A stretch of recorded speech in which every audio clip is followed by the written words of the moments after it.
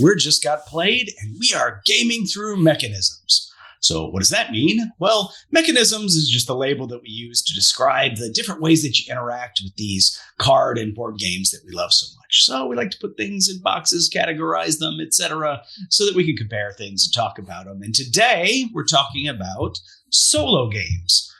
So there are a few different types of solo games. There are some games that are solo only. You can only play them by yourself against the game. There are other games where there's a solo mode, which maybe it's a co-op game and it plays exactly the same solo as it does other ways. Or maybe there are special rules or things that are added on to support a solo mode, like some kind of, bot you're competing against or some other rule changes or tweaks so that you're going for a score. A lot of different ways to do it. But anyway, we're going to tell you today about our two favorite solo games, and we're going to tell you the two games that the people picked in our vote on our Discord and Facebook channel. All right, so I'm going to turn it over to Lloyd to MC this video. I feel targeted here. You're the guy who likes to play by himself all the time, so you get to run the video talking about it. Pretty much. That's true. I actually had a very tough time with this list because one of my prerequisites for most games I buy are they need to have a solo mode so that I can play by myself. Just because of I have no kids anymore. I live out in the middle of nowhere, and my wife doesn't play a lot of the games I play. She likes shorter games. So I had to narrow it down, but I did narrow it down to two I think I'm going to talk about. But let's start with somebody who doesn't normally play solo games, and we'll start with Erock. That is true. I am basically a fish out of water here. I'm just here to look at the sights and be on vacation with you guys. Real quick, I want to put a shout out to Babe. Tiffany, this is just not her bag. Ironically, right now she's off playing her current favorite solo game, which is Beat Saber. So, anyhow, like I said, I'm kind of a fish out of water here.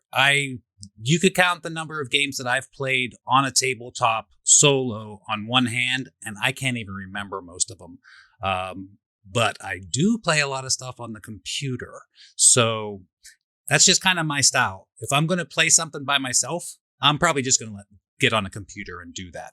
And I do play some board games on the computer, Board Game Arena, a lot.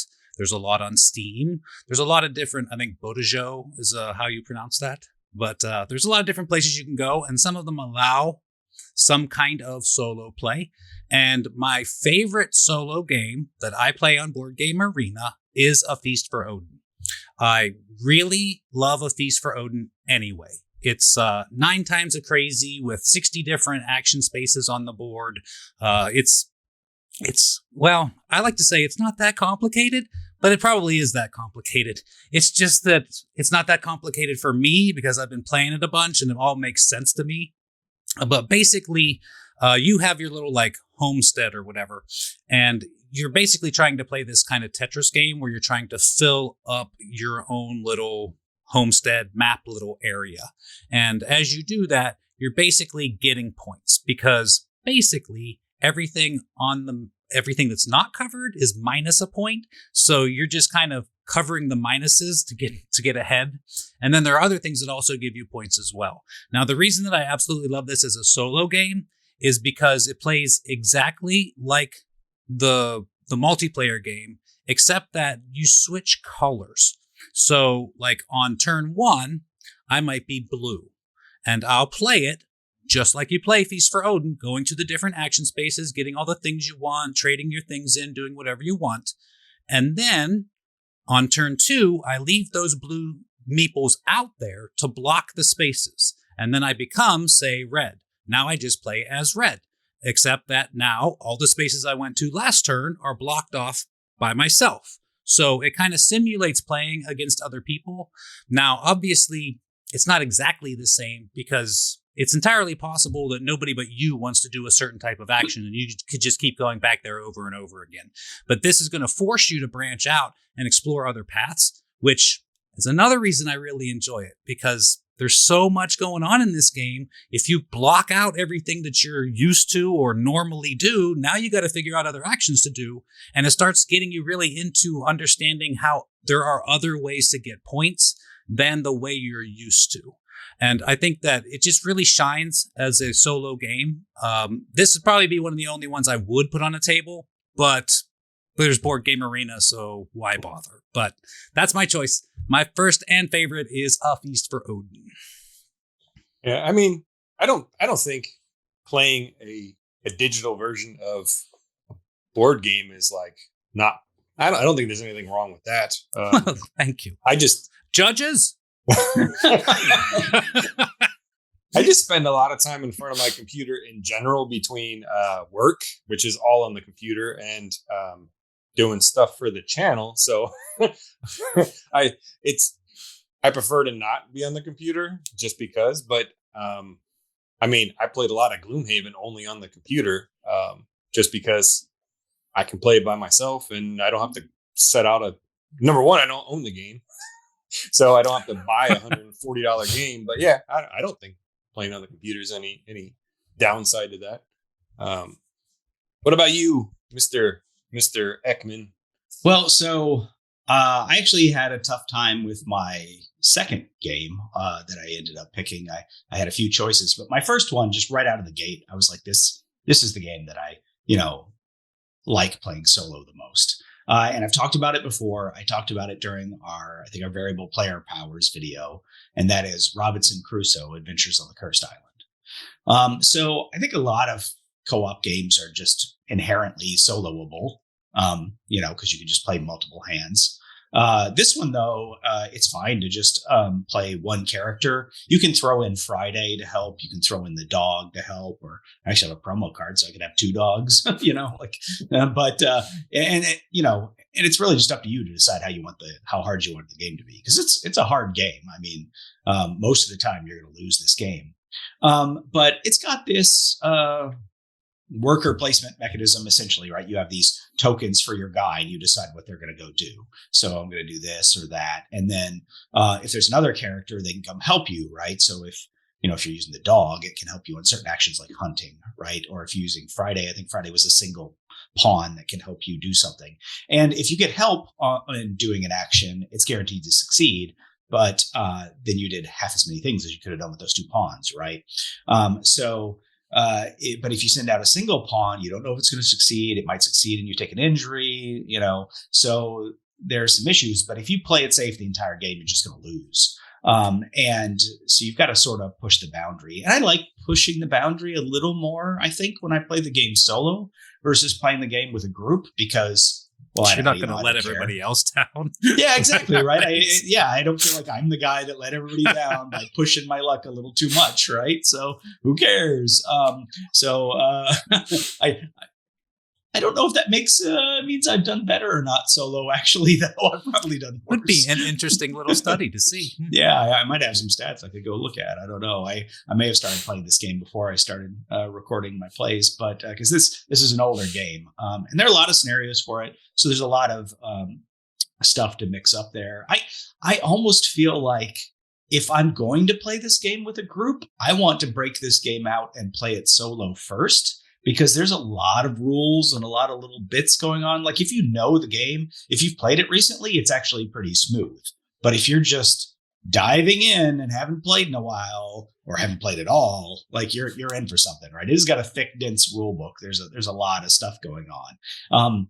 And once you learn it, it clicks, it makes sense. It's easy to play. But yeah, I would not pull this out cold and just be like, hey, let's play this, right? Because it'd be like an hour later and I'd be like, I think I got it, maybe, So yeah, I would.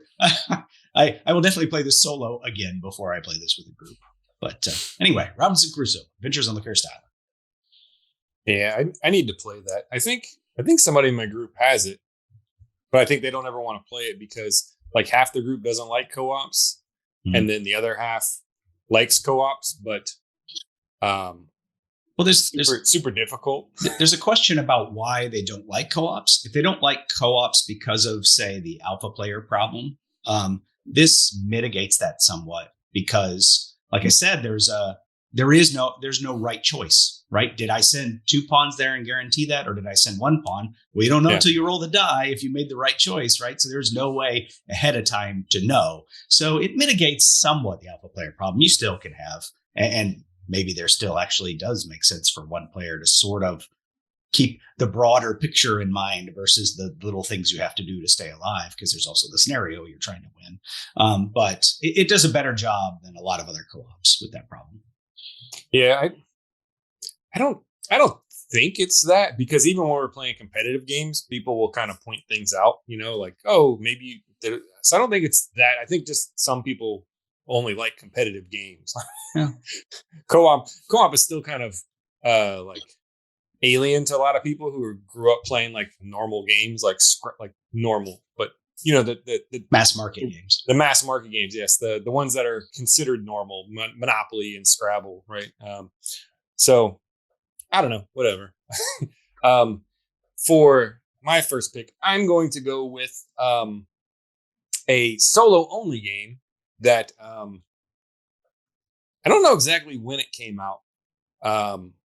Like I know when it kind of funded on Kickstarter, and then it ran into a bunch of controversy because they weren't delivering right, and then it was on store shelves and backers still didn't have it, and never heard that before. Right. I think to this day maybe there's still people who still haven't got it because of shipping issues and people not wanting to pay the extra money for shipping, and the company's just like, well, then you're not going to get a game, I guess. But the game is Unbroken. I didn't back it. I saw it after the fact and was like, oh, this game's like got a horrible backstory to it. So I traded for it. I had a friend that didn't like it. He played it a few times and just wasn't high on it. And I had a Funkoverse game that he really wanted. And I was like, yeah, I'm not going to play this either. So let's trade. So Unbroken is solo only. It's kind of a fantasy. I don't want to say roguelike, but it's kind of like a fantasy themed game where it's almost plays like a roguelike on the PC, where you're trying to get as far as you can. There is an ultimate end goal where you're trying to beat 4 levels, but the game is brutally difficult. And the way the game works is you choose a character, and they all have like slightly different traits, and give you some special abilities that you can kind of level up as you go. And it's got an interesting little mechanic that is mechanism that is time-based. So each round has a certain amount of time. And whenever you decide to travel, which is the kind of the way that you get the resources and stuff you need to upgrade your character and craft weapons and stuff. Whenever you travel, you will draw 2 cards from this giant encounter deck that is, I don't know, there's 100 and some odd cards, and they're all completely unique. And when you draw those 2 cards, you're going to choose between one or the other. And there's some abilities that allow you to draw like extra cards, so you can kind of get a better spread. But essentially what you're going to do is you're going to choose one of those 2 cards to encounter or not encounter. So if you encounter it, you're basically going to need to pass the checks that are on there with whatever action points you have, and there's varying levels of action points. There's like and they're not called action points. They're called, we'll call them action points because I can't remember what they're called. It's like different levels of exertion or whatever. So you have like small task, medium task, and large task, and you can upgrade those tasks by paying in. Like I'm going to pay 4 small tasks to get 1 medium task or large task, whatever the conversion ratio is. And so you kind of use those along with things that you've gotten from defeating monsters and bosses to pass those checks in order to interact with those cards. And then they all have a time value on them. And the time value, basically, once you tick down, you run out of time, and you run out of time whether you encounter the card or not. The other thing you can do with it is, instead of encountering it and spending the exertion or the resources to defeat the card, is you can just take the time value that's on there and you can rest, and that makes you not encounter the card. You still lose the time, but you get your action points back for resting. And when the timer runs out, that's when you're going to go in to fight the end of the round boss. The trick to it is that sometimes you don't know what's in the deck and you may have 6 time left and you're like, oh, that's plenty of time. And you get one that's got like a 0 and you're like, I'm going to take the 0. And then you draw 2 more cards in the next turn that are both 6s. So no matter what, you're going to end up hitting 0. If you hit 0, it's basically like you ran out of time and you got ambushed. So you still do the card, but then the monster is going to get a free hit on you. And the hits are very devastating. And sometimes you know what the monster is, sometimes you don't, depending on what you do. And that's basically the whole game. Each round gets a little bit more time. And if depending on what you do with the monster, will determine the rewards you get in order to kind of craft better weapons and level up. And every weapon has like a different tree that you go down. So you can get like a sword and then you can craft that into like a broadsword, or you can craft it into like a sword and shield. So you can kind of split depending on what your character wants to do. So yeah, that is Unbroken. Like I said, it's a pretty interesting game. There's not a whole lot of like, the only time you roll dice is whenever the monster is going to attack you. You're rolling to see what they're going to do to you. But you basically just look at how much, what your weapons you have and what amount of exertion you want to do on your attack. And then you hit it. And your hit is based on what weapon you have, whether they have armor, what level of exertion you use. And you can have multiple levels, right? So you can have like 20 regular actions and 2 big actions. And you can just determine which ones of those you want to cash in to kind of knock the monster out. And they're all the monsters that you get like a random monster. There's 6 for each level, and they just keep getting harder. So that is Unbroken. Yeah, I mean, that's a tried and true formula, right? Like smack a thing, upgrade your equipment, go smack a bigger thing. Yeah. Do you guys remember that video game Progress Quest? No. It was a 0-player game. No.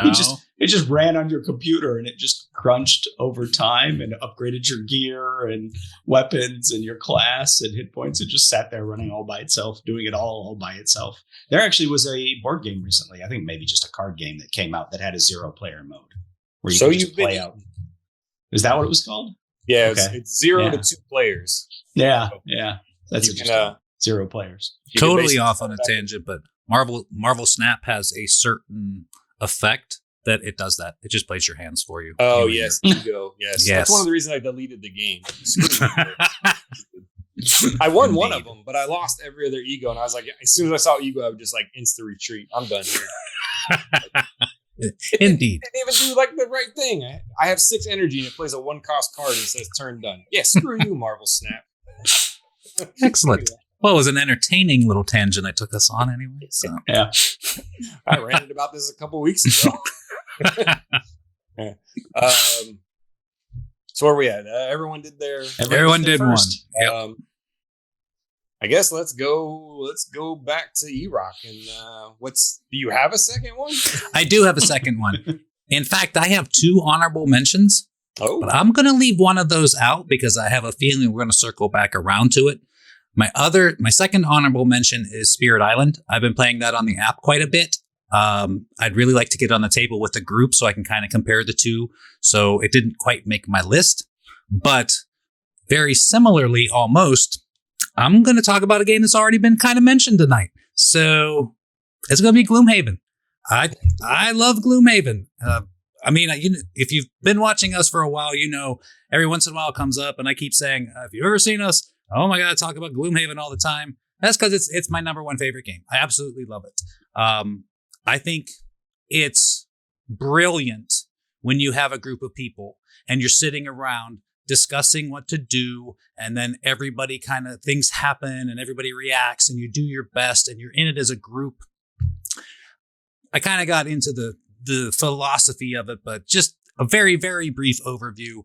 It's a dungeon crawler, but it plays out differently than other dungeon crawlers. You don't just move and attack. You have a deck of cards that is basically your life. And as you take injuries and as you get more exhausted, these go away. And that's your timer, is this deck of cards. And once you're out of cards, you're done. Whether that's from taking hits or just because over time it thins itself out. That's it. So The puzzly aspect of this game is, how do I make my cards do what I need to do to win this scenario before I run out of cards, right? So like I'm saying, it's brilliant. When you have like 4 people that know what they're doing and really trying to work together as a team, I think this game is fantastic.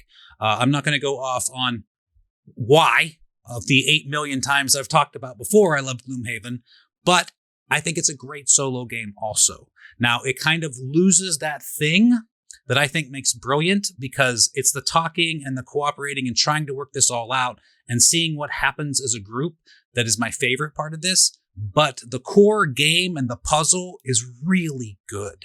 And it's just a lot of fun to do this by yourself. You can kind of get a little bit more done by yourself, because I know what the other, I got to play at least 2 characters. So I know what the hands are. I know what I'm playing. I have a whole plan for both me and my other me. Even if there's 2 people that are different people, you might talk like you're going to do exactly what, but you're 2 different people with 2 different minds. Things go off. People have other things they do. But, when you're by yourself, you have that whole thing planned out. So I think it takes a little bit of that excitement level off of it, but the puzzle itself is fantastic.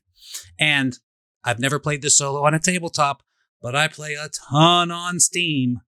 It's just really good. I highly recommend it, especially if you're a solo player that will probably never actually get Gloomhaven, like Lloyd. Get it on Steam. It's fantastic. You'll have a lot of fun. Yeah, I have bought Jaws of the Lion because, it was cheap, right?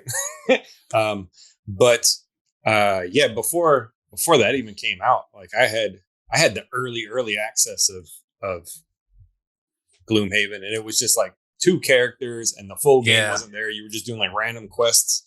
But I liked it because I like tactical turn-based strategy like XCOM and stuff. So I played it like that, and I'm just like, it's cool with the deck of cards, but that's how I played it the same way.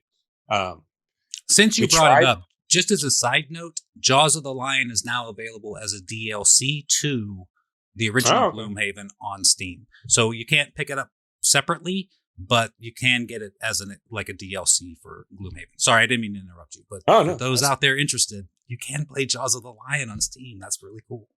Yeah, I was gonna say we tried to play it with 2 people who hadn't played it, and I thought they had a general idea of how the game worked, but even though they kind of did, they didn't get how the digital version of it worked, because there's a little quirks, like when you're picking the cards in your hand, you're like, okay, I'm gonna put this one here and this one here. It doesn't really matter which ones you choose when you're choosing them. You're just like, now I want to put this one on top because that's the initiative I want. In the digital version, it's like whatever card you pick first, that becomes the one that you're going to do. And if you change your mind, you have to undo all of your picks to get it back the way you want it. And there was lots of hilarity that ensued, and we died very brutally because they didn't get that they were picking it. Like, why? They thought it was just randomly choosing one of their cards because they kept doing it wrong. But I was like, no, you have to choose the one you want first, and then it works. But I enjoyed it definitely playing by myself. I still haven't gone back to play the full game, but I played through, I think, 3 or 4 of the characters, a lot of those random quests. I would just sit there for hours just going through the random quests to get as far as I could. I played a lot of that also. I think that's called Overlord mode, maybe. But if I'm just saying, play the campaign when you get around to it, because then you actually get to upgrade everything like you want to. You hit a new level, you get 2 more cards, you get to choose one of them. You get to choose your path of upgrade, and that really makes the game shine. Yeah, I would, but in about 2 weeks, there's a little game called Midnight Suns that's coming out, and it's going to scratch the same itch, except it's Marvel, and it's a turn-based strategy with cards. So cool. I will be getting that, and probably you won't see me anymore because I will be playing that on PlayStation all the time. But Steven, number 2, you said you had a problem picking it. What did you finally decide on? So, when we said we were going to do this video, I was like, well, I don't play very many solo games, but there were more on my list than I thought. I mean, I did a live stream of a solo play of Kohaku right here on the channel. There's that game On Tour, which I've only ever played on my phone. But I could have played that 6 times while we were, doing this video. So that's probably my most played solo game ever. I've got games like Police Precinct, which I played in person with multiple players, but played solo on the app, but in the end, I went for a game that I have only played on the tabletop and I have only played solo. And that game is Freedom, the Underground Railroad. So this is a co-op game, normally, and it's from Academy Games. So Academy Games does they do historical time periods, historical games justice, right? They're very good at it. And this is a very sensitive topic because you will play as an abolitionist who is trying to get slaves freed from the South, right along the Underground Railroad. And so there's actually 2 things you have to do. You have to free enough slaves for the specific condition card that you've picked for this scenario, and you also have to raise enough financial. You have to raise enough money to generate support for the abolitionist movement. And then there's all this stuff that's trying to block you from doing that. You only have 8 rounds to do it. So when those 8 rounds are over, if you didn't succeed, you're done. There are these cards that come out in a row, and I think they're called maybe abolition cards or something, but some of them are negative and they can do bad things to you. In fact, it's interesting that the cards are in a row where you purchase them. And so sometimes you'll actually spend money to purchase a negative card to make it fire when you want to, instead of just when it falls off the end and fires. So there's that interesting mechanism in there. And then there are slave catchers that are trying to catch your slaves as they're moving across the map to try to get to Canada. And, at its heart, it's sort of an abstract puzzle, right? I'm just trying to get these cubes up here and enough of these cubes and make sure they don't get caught. But the theme is done so well, like those aren't just little cubes. Those are people, right? Sure, I could do this and this and this and win the game, but a whole bunch of these cubes will get removed. But so what? I'll still win the game. No, those are people. I'm not going to let that happen, right? So thematically, you're trying to do the best that you can, and it's tough too because the slave catchers move somewhat randomly. So you might want to pull them away from a group of, you might have a large group of, say, 4 slaves in a larger city, and the slave catcher may have moved near it. And now you want to move that away so that it doesn't randomly move back there onto them, or less likely that it is. But one way that you do that is by moving another slave onto their path to pull them towards that slave. So you might actually be sacrificing a cube to save 4 cubes, which, if it's just cubes, big deal. But then that's a person, it's, my kids aren't old enough yet, I think, for them to understand this game. They could play it, but I don't think they would understand it. Right. So, it's one of the reasons that I hold on to this game, because I don't play a lot of solo games, but, I want to show this to my kids. I'm hoping they'll appreciate the theme and enjoy the game.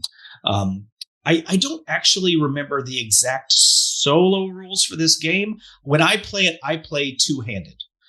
So I play like I've got 2 abolitionists. Now, I don't remember if that's what it says to do in the solo rules or just how I saw people said it was better this way. And so I play it like that. But there is an interesting thing because you don't share money between each other. And there are these tokens you take that give you the money. So it's a more interesting puzzle when you have sort of 2. You do also have 2 different powers, which is nice. But then, you have to balance if I take this money, then this role isn't going to have this money and won't be able to do that thing. And then I can't do this thing. And so, it's a little more interesting that way to me. So I recommend playing it that way. Play it solo, but play as 2 roles. Anyway, Academy Games make good stuff. And my favorite game of theirs is Freedom, the Underground Railroad. I have never heard of that. I have. I've never played it, though. It's been on my radar for a while.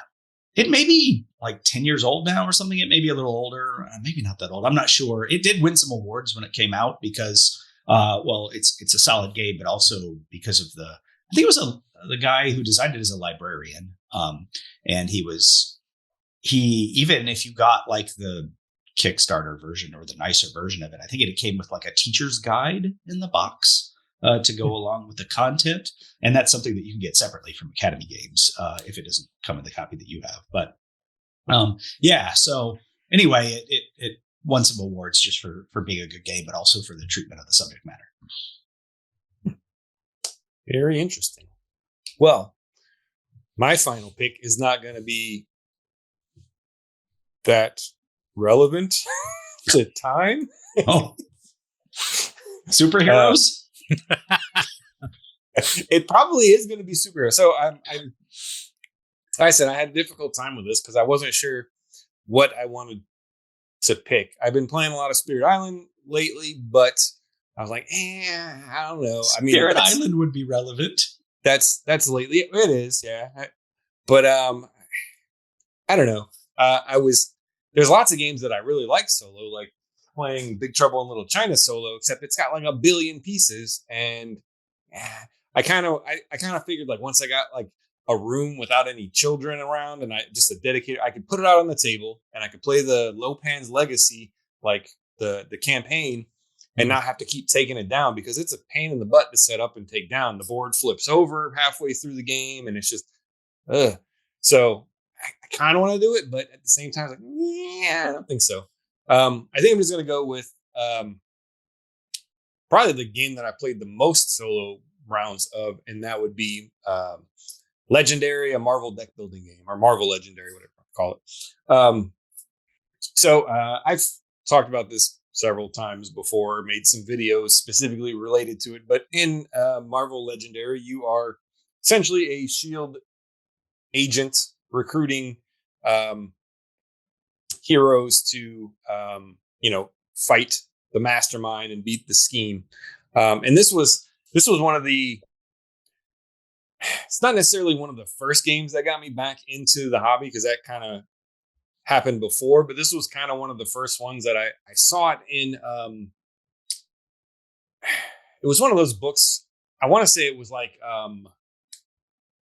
not like Men's Magazine, but one of those like themed magazines. And every year they did like a holiday buyer's guide. And in the middle, they just had like all this stuff and it would be like tech stuff and all this stuff. And I don't remember what magazine it was at this point.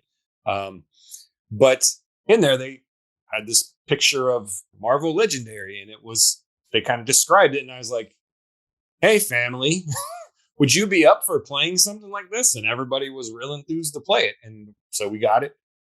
But then I found that it has like a full-on solo mode. So I played a lot of solo on Board Game Geek. And I think it's still going on. There's a guy or a couple guys, I think they switched off, that would run a season, and they would basically craft, it was like a league, and they would craft weekly fights for you to do where they'd say, here's your heroes, here's the bad guy that you're going to face, here's the deck you're going to put together. And the deck wasn't stacked. You just, shuffled it up like normal, but you played in this to try and get the highest points and, win the league.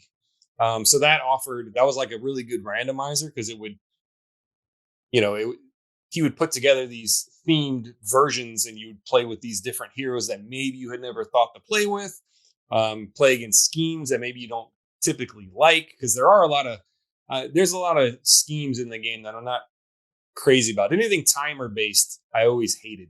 Because like the way the game works is you have a mastermind. He's trying to complete a scheme. And the scheme has like win and loss conditions. And a lot of times the loss conditions are, as I said, a timer where once the like 8th twist comes out of the deck, that's it. You just auto lose. Even no matter what you're doing, even if you've beaten, the board is clear and you're one hit away from defeating the mastermind. If that last twist just randomly comes out of the deck, it's game over. So there's a lot of those in there that I don't particularly like because it's a deck. You shuffle it, and if you shuffle it bad, because you're not stacking the deck, you could get all of your scheme twists early on, and just the way the deck shuffles. So I always kind of stayed away from those. But the league, made you kind of like, Erock was saying with Feast for Odin, it forces you to try different things, and you start to see these different combos and different ways to play. But yeah, that was one of my top solos, and I've played it both ways. I've played it two-handed, and I've played it strictly solo. It does kind of what Marvel Champions does with the solo mode, in that instead of whenever you stack the deck, in a normal game, you're like, you put in like this group and then some of these cards and some of these cards. And the way it does it for solos, like your timer is very much reduced down, because it says instead of putting a whole group in, you only put in a handful of those cards. So your deck is, instead of being like 30 cards, it's only like 18. So your gameplay is a lot shorter. So if you play two-handed, you get like a full version of the game. But then I've also played with someone came up with a different variant that helps with one of the biggest things that happens with deck builders, which is glaringly obvious in solo games, is that your market can get clogged up because there's a bunch of cards you don't want, or there's cards you can't afford. And so the way the variant kind of fixes that is every round, just like the city is moving, you're burning through the deck. So your market is shifting along with it, which is a much better version. So I think I've only played the solo variant now, because that freshens it up, and it also puts a clock on when you want to buy cards. But yeah, that is Marvel Legendary. It's my only game that I've given like a perfect 10 on BGG, just because I have like, thousands of cards and hundreds of, expansions, mixed in. So it's probably my largest game. And everyone really liked it. So yeah, you mentioned Board Game Geek. There is a healthy solo community on Board Game Geek, and there's a lot of resources there. I mean, Merchants and Marauders is one of my favorite games of all time. There is a fan-created solo variant out there that is really good, And I think it's Role Player. I think I saw where they publish a monthly solo challenge, kind of like what you were talking about. I've never done it. I just see it because I'm subscribed to the game, right? So I know that there's a solo players guild, and then there's all these solo resources out there. So if you like solo games, you're a solo gamer, definitely, and you aren't checking out Board Game Geek, that is a great place to go for extra stuff for solo. Yeah. So definitely check those out, because they're, like I said, I think I own a couple games where I was like, does this have a solo mode? And like, nope. But if you just Google it, someone's like made a solo version, and it's, just free download on BGG. Just download the rules, and there you go. Sometimes they even give you like extra, they've given you extra things. One of the games I got rid of was Fallout, because it didn't let me immerse myself in the world, because it was like a race. But someone came up with, before the expansion came out, someone came up with a solo only variant, and they basically made like a whole new component that you had to like print out and, cut and do it. So it got rid of the race, and it added this whole other extra thing, which was pretty fun, but I just, it still was kind of meh. But yeah, there's a ton of resources on BGG for stuff like that. So everybody did too. Now we just need to find out what the people picked. So, all right. Well, so let's go with the number one, right? So one game, again, was ahead of all the others. And I'm going to pass this over to Erock to tell us a little bit about Mage Knight. Yeah, this is the one I kind of figured was going to come back around again. This was my other honorable mention. All right, earlier I said that you can probably count the number of times I played a solo board game on one hand. This is the only one I actually remember playing solo, setting it up on a table and going through all of this. I've played a ton of Magic the Gathering solo, but that's all because this is back when I was playing Magic. I just had like 20 decks. So I'd have a 16 deck tournament with myself and play them against each other, but that doesn't really count, so Mage Knight is really the only board game I can remember setting up and playing. I think it's an excellent solo game. It does play multiplayer, but I think it's not necessary. And because mostly it's everybody doing their solo thing anyway in this game. Like, it's a game of exploration and kind of combat-y, kind of taking things over kind of things, where you play a hero in this world of Mage Knight. And it could be, I don't know anything. I think my favorite was like a lizard guy. And you have special cards for yourself, and you're going out on this map. And this map is full of little places and encounters and little glades and caves and places where things are. And it's incredibly, incredibly complicated. This is probably the most complicated game that I've tried to play. Now, to be fair, it's been a long time since I played Mage Knight. So I could very well be playing games now that are as complicated as that. It's just that was so long ago, it felt like it was just ridiculously complicated. But I know for a fact, I had to have the rules beside me every time I played. I played probably 8 or 10 times, 15 years ago? And I still had to have the rules next to me because everything has its own little set of rules. There's a day and a night phase, and everything changes depending upon the phase, what's going on. I thought the gameplay was excellent. People that play Mage Knight love Mage Knight. It's got a bit of a deck builder in there, and it uses these like crystals in which you power up the cards that you're using. And the cards they have like a major ability, and then you can also just use them as one of something. So if I get a handful of combat cards, I can still move. I just move one off of a card. I didn't get my move 4, and that sucks, but at least I can still use this to move. Or if I get all moves and I get in a fight, I can still use this for like one combat at least, because I don't need to move another 4 or whatever. So there's a bit of that going on. When you level up, you get more cards. There's places out on the map where you can buy spells or get other, retinue to join your deck. I make it sound like a big deck builder. It's not a big deck builder. You're not making that many additions to your deck, but the additions that you make are fantastic because they're like way better than the cards that you start with. But most of this game, like I said, is you're kind of just going along this map and dealing with the spaces that you encounter as you go. And when you play multiplayer, you basically do the same thing, and then maybe have a little interaction with the other people on the board. So if you play it co-op, then you kind of coordinate your efforts to beat the last guy or last town or last boss or whatever. And if you play it competitive, you can fight each other along the way. But aside from that, you're basically playing your own solo little walk through the land, figure things out, and find stuff game anyway. You're just playing it with other people if you're playing a multiplayer. So I thought it was fantastic for solo play. Plus, I played it a ton solo because I was trying to learn the rules. There was so much going on. Every time I'd be like, okay, now I go in here. Now what happens here? Oh yeah, it's night phase. Hold on, I got to look that up. So, but like I said, if you're the kind of person that really, really dives into a game, you would love this. It's fantastic. I would not expect your normal game group to be overjoyed to play it with you because it is a ton of little things going on in special situations and different phases. And this happens now, but not in the other phase. It's completely different. But if you're a solo gamer that really likes to get into stuff, drill down into it, you would probably absolutely love Mage Knight. And that's my honorable mention and the people's number one.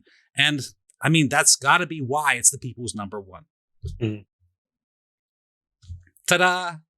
All right. Well, are you ready for the people's number 2? Yes. All right. Well, I think I'll hand it over to our resident Marvel expert because we're going back to Marvel with Marvel Champions. Ah, yes. Marvel Champions. That is actually, I think, one of my only other above 9 games. I think I have it like as a 9.5 or something. So Marvel Champions is a deck construction game, not a deck builder. So you're building a deck similar to like how you would in Magic. You have like very specific rules of what can be in there. And essentially you're taking a base deck for a character, which say you have Captain America, and he's got cards that are specific to him. And then you have to include those. And then you have to pick I want to say it's a trait, but I always forget what they call it. Essentially, it's like a secondary personality trait. So you can take like leadership or power, or there's like, I think five different traits that you can choose from. And then there's some gray, like normal cards that you can mix in. And you have like a exact number that you have to hit for your deck. And then once you have that, you are essentially going up against a bad guy.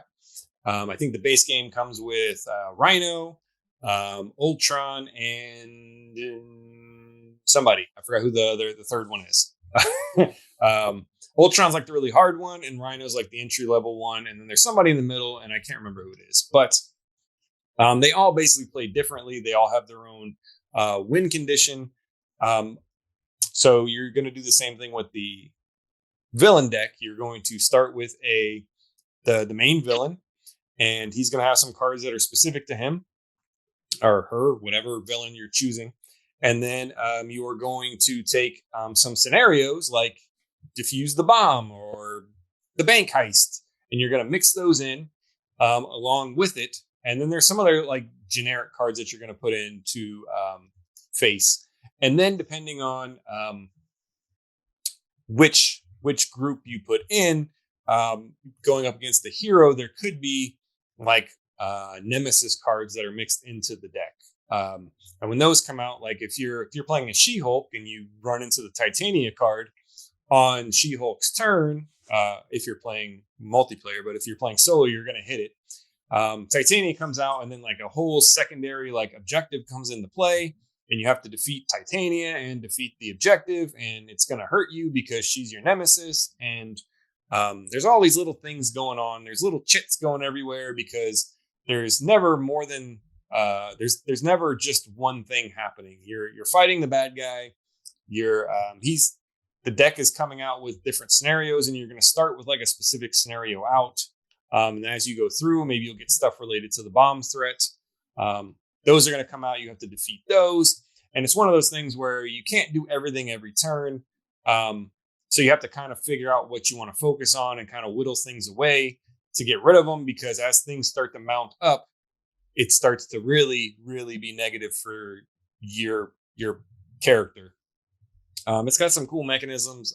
It's one of the only, if not the only game that I can think of that has your main character does the alter ego. So if you play as Spider-Man, you start the game as Peter Parker, and then at some point you flip the card, and when you flip the card, you get some bonus, and you're now Spider-Man, and your stats go up, and you get a different action for Spider-Man, and the game interacts with you a little bit differently. So if bad guys are out and you're in Spider-Man, they're going to come and attack you as the hero.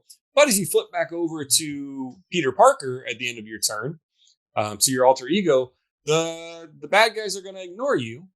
And instead, they're going to further their scheme. So you have this kind of push and pull of whether you want to stay and fight the bad guy, or can you take a breather for a turn to try to get some cards back and not get beat up for a turn, and let the scheme or whatever the missions are kind of tick up. Because if you don't do it, if you're not in hero mode to distract the villain, then he's going to go back to his plan and kind of tick up and get one step closer to completing his plan. So that is Marvel Champions. It has a dedicated solo mode. But if you play that, prepare for instant losses a lot, because the way that the solo mode works, you can just going against Rhino, which is the easiest character in the game, the one they tell you to start with, you can lose on turn one against Rhino. Like just right out of the box, the way that the scaling from 1 to 2 players is very, very punishing. And you can insta lose just the way the cards come out of the deck on the villain's turn. And you just shuffle and start again. So typically anytime I'm going to play Marvel Champions, I'm going to go with 2 heroes, and I'm going to go 2-handed. Just because the deck is stacked a little bit better. The loss condition, instead of being like, oh, now it only takes 3 of those little chits on the main scheme to win, it like doubles, and it's up to 6. And it's very difficult for the bad guy to get 6 in one turn, but 3 is pretty easy. If, there's a 60% chance he can get 3 on any given turn. So I typically play 2-handed. There's a dedicated solo mode, but I don't really like it. I play 2-handed with 2 heroes. And that also gives you way more options to play with, because you can have 2 different power sets and more places to spread the bad guys out. So is this the one that's like Arkham Horror, the card game? Kind of, sort of, yeah. It's a living card game. It does something similar. You don't have the little map type thing where you're going from room to room. It's just the bad guys there. Schemes come out and they kind of pop off to the side, and they're gonna like tick up based on various things that happen. Bad guys will they kind of do the thing with the way Arkham does, where the bad guys lock onto you and they're onto you. So when it comes out on your turn, like the bad guy engages with you, and then there's a way to like disengage from them, but it's not easy to do. So yeah, it's kind of the same thing. And like, I can't really hit somebody else's bad guy because he's fighting me. There's like specific characters that allow you to do it. Like one of the expansions I got, Thor excelled at having a lot of bad guys on. He worked better in a team. Solo, he was terrible because he had like lightning get called down and it would hit everybody else's stuff. So it was like very special. Where like once you locked on, I think Arkham Horror, the card game, does something similar to that. When a bad guy comes out, he kind of engages with you and you can't really get pretty away much from him. Yeah. Cool. So, yeah, that's it. I was emceeing. I was like, take it away, one of you guys. So that was all of the people's picks and our picks. I could have done like a whole video on my own just of, my like top 10, 20, 30 solo that games. Wouldn't be thematic, you doing a solo video for solo games? Yeah. I'm basically done. I talked about all the ones that I know. So that is true. I was trying to limit myself and not choose games that have a solo mode on or that feel different when you're playing them solo. Because I really like Star Wars Outer Rim. And when you play it solo, which you can do, it adds an AI player. And if you get the expansion, it adds 2. You're playing the game, but it feels different. And to me, that makes it feel like I'm not playing the same game, just the way the AI works. It's basically a clock. And so it changes the way the game works because it's a clock that just keeps ticking and there's not a lot of like interaction with so it just feels different, but I do like it. And I have played it several times with the AI players, but I don't know. Like I said, I could do a whole list, but I was trying to kind of focus, and I kind of chose Marvel Legendary at the end just because I played that so many times that I felt wrong to not choose it. So, but yeah. Where do we normally go from here? We talk about our social media presence. So yeah, sure. Let people know that we are definitely wrong and they have better picks than us. So they can list those in the comments of the YouTube video, or they can come over to our Discord and talk to us. The link to our Discord channel is in the description of this video, along with all those social media links. But if you did enjoy this video, go ahead and give it a like. That does help us out. And if you want to see more videos like this, gaming through mechanisms, other reviews, unboxings, etc., that we do, go ahead and hit that subscribe button. But yeah, until next time, I'm Steven. That's Erock. That's Lloyd. And we are Just Got Played. Thanks for joining us. Thanks, y'all. Happy gaming.